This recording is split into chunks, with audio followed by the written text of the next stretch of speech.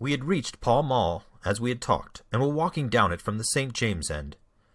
Sherlock Holmes stopped at the door some little distance from the Carlton, and, cautioning me not to speak, he led the way into the hall.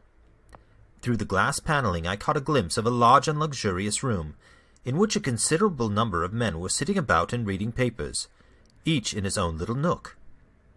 Holmes showed me into a small chamber which looked out into Pall Mall, and then, leaving me for a minute, he came back with his companion, whom I knew could only be his brother. Watson, please allow me to introduce you to my brother, Dr. John Watson, Mr. Mycroft Holmes. Yeah, I'm glad to meet you, sir. It's a pleasure, sir. You have Sherlock everywhere since you've become his chronicler. Oh, by the way, Sherlock, I expected to see you around last week to consult me over that Manor House case. Oh, I thought it might be a little out of your depth. No, I solved it. It was Adams, of course. Yes, it was Adams. I was sure from the first. To anyone who wishes to study mankind, well, this is the spot. Just look at the magnificent types. Look at these two men coming towards us, for example. The billiard marker and the other. Precisely. And now, what do you make of the other? An old soldier, I perceive. Oh, and very recently discharged. Just from served in India, I see. And a non-commissioned officer. Royal Artillery, I fancy. And a widower. But with a child. Children, my dear boy. Children.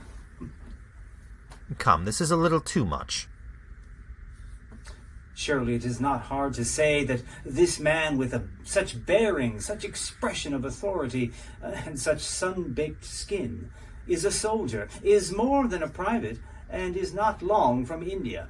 Well, that he has not left the service long as shown by his still wearing of his ammunition boots, as they are called. He has not the cavalry stride, yet he did wear his hat to one side, which is shown by the lighter skin on that side of his brow.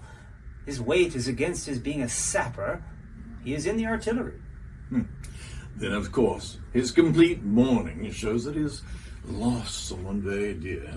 Now, the fact that he's doing his own shopping looks as though it were his wife. Now, he has been busy buying things for children.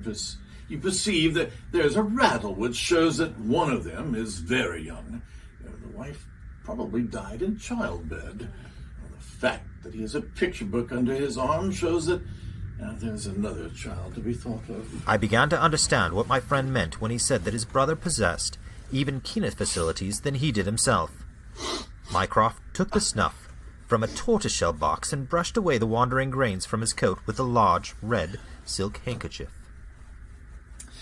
By the way, Sherlock, I have had something quite of your own heart, a most singular problem submitted to my judgment. I really had not the energy to follow it up, save in a very incomplete fashion, but gave it, it gave me a basis for some very pleasing speculations.